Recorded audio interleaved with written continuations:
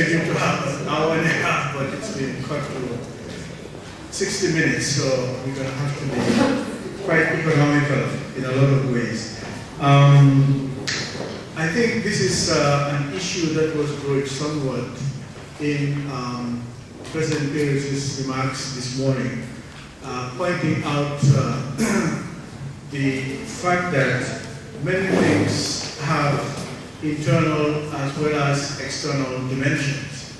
And we are, I guess, very, very familiar with internal conflicts in Africa and also their external dimensions. So I think the idea of borders now is something that is being put into question, that's being continually reworked, taking on different configurations, so that when we reflect upon issues of creating peace within any specific geographic space, it's also quite important to look at it in a broader dimension beyond those restricted geographical borders. So the presentations we have lined up this afternoon will perhaps help us, guide us through thinking about the dynamics and complexities of the interaction between these internal as well as the external dynamics of peace. We are all, I guess,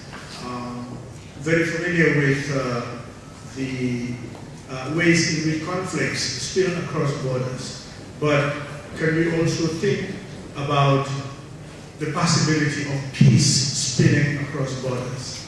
And I think these are some of the issues that our panelists will be able to address in one way or the other. Two of the panelists who were originally scheduled to be here are not here, but we do have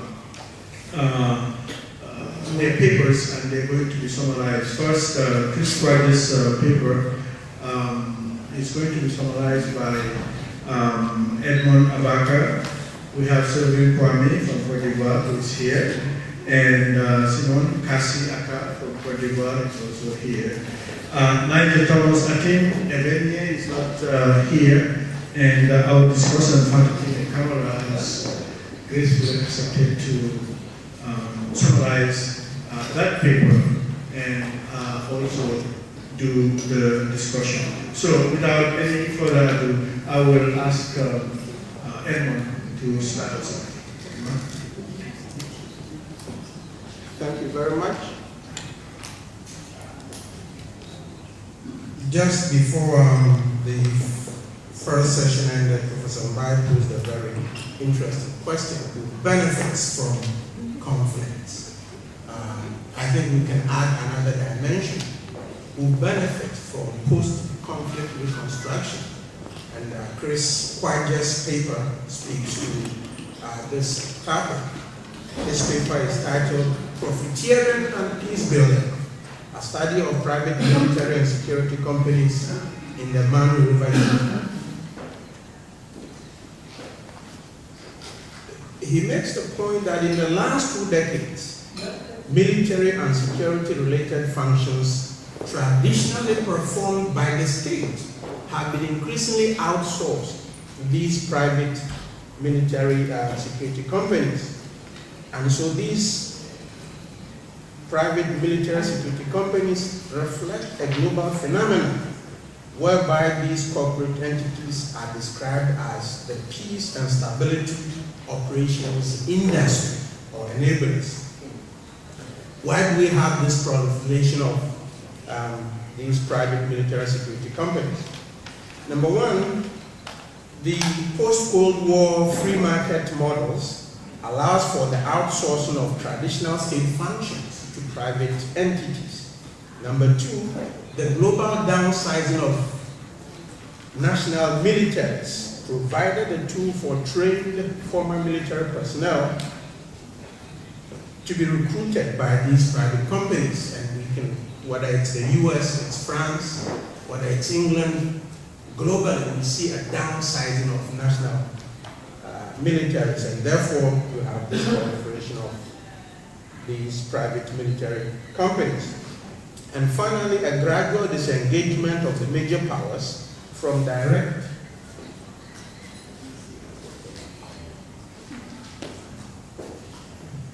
the gradual disengagement of the major powers from direct involvement in peace and stabilization operations in developing countries.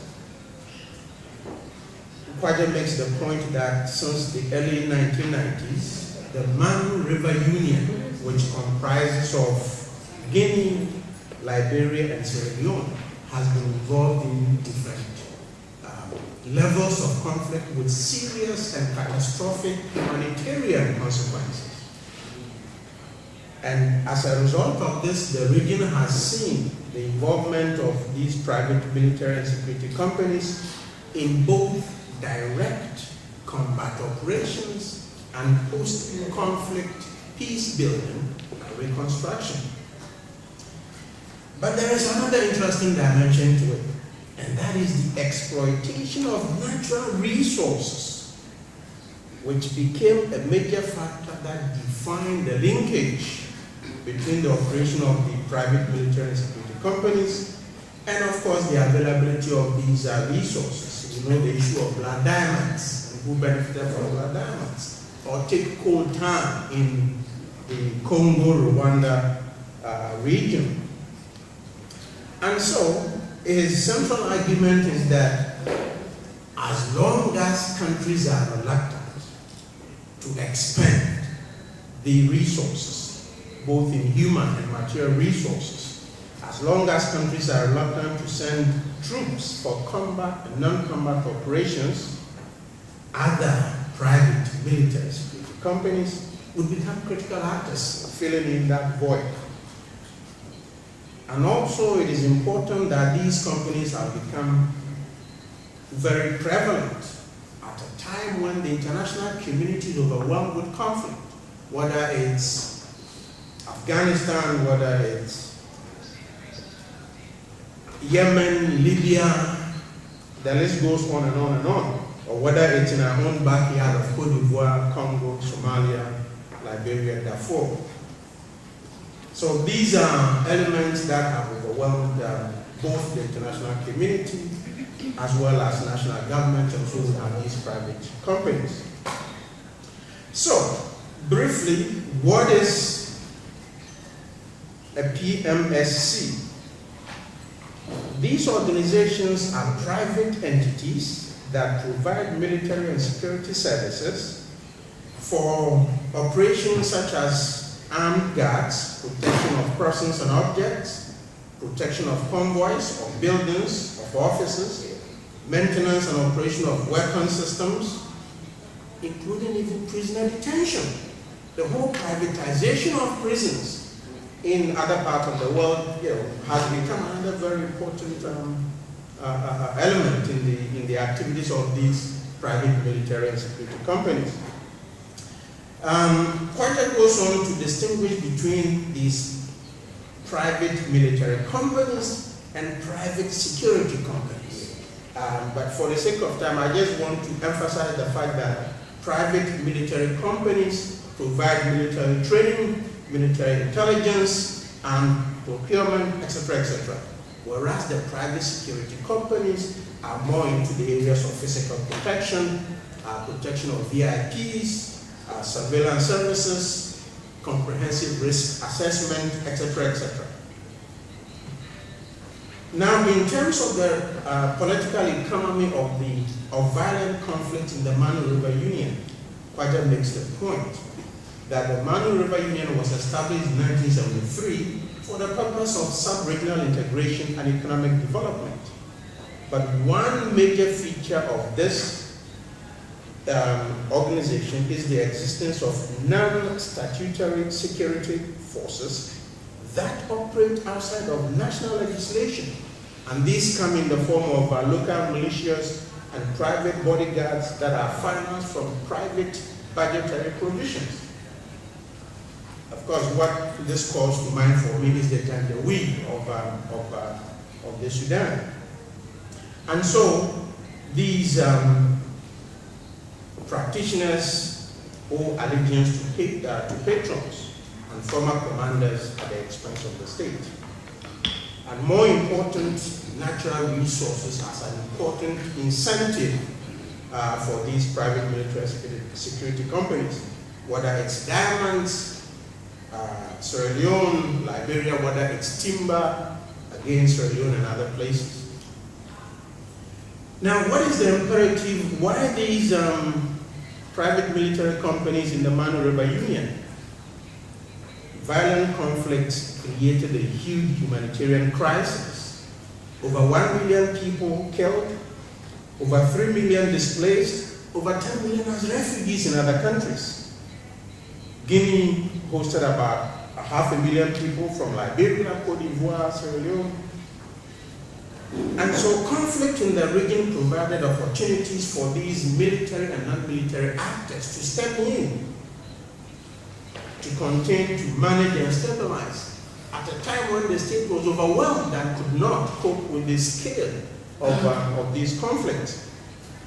But there is another interesting dimension, and I think that is these organizations in some sense also served as a tool of integration for ex-combatants. We're looking at former rebels and ex-combatants who had to be integrated into society. And so after these conflicts, in some cases, you have people working for these private security companies.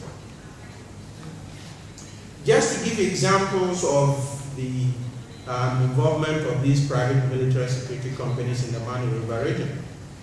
One, International Charter Incorporated of Oregon and Pacific Architects and Engineers were involved in the provision of military aviation to ECOMOG troops in Liberia. What I have been struck by the fact that for almost all UN peacekeeping operations to be successful, the US almost always comes in to provide, especially those huge military transport planes, so logistics of peacekeeping. So here they were providing logistics. Another company, Lifeguard, provided security for humanitarian agencies in Sierra Leone. The same International Charter Incorporated and the Pacific Architects and Engineers provided logistical support for the UN mission in UN mission in Liberia. Another US corporation, 2005, NINCOR was given the job of recruiting and veterans and training of Liberia's armed forces. Let me conclude with two things. What are the problems with these private military companies? The absence of a clear mandate. What are their roles? Who defines their roles? These are not national military units. The absence of oversight and control, and more important, the lack of ownership that characterizes the relationship between the private military security companies and the host communities. These create serious problems. So, should we throw out the baby with the bathwater? No. Regardless of these problems, regardless of the underlying motivation of profiteering, if private military and security companies are properly regulated, they will contribute to peace and security both in the Manu River region and in other parts of Africa and the world where they are used. Let me stop here. Thank you very much.